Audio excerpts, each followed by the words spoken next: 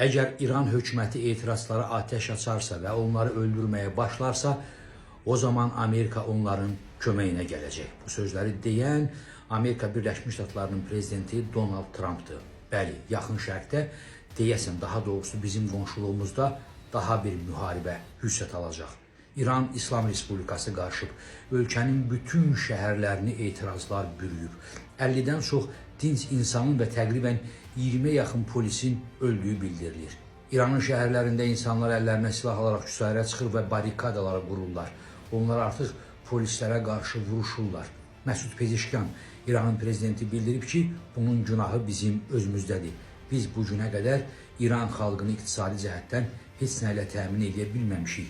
Bunun sonu belə olmalıydı. Hal-hazırda İsrail də məsələyə münasibət bildirib və qeyd edib ki, İranda davam edən bu etirazlar fonunda İsrail İrana zərbələr endirə bilər. Bəli, söhbət dron zərbələrindən gedir. Uzun illərdir cənub qonşumuzun həsrət qaldığı sabitlik bərqərar olmazsa, belə görünür ki, İranda dəhşətli hadisələr baş verəcək.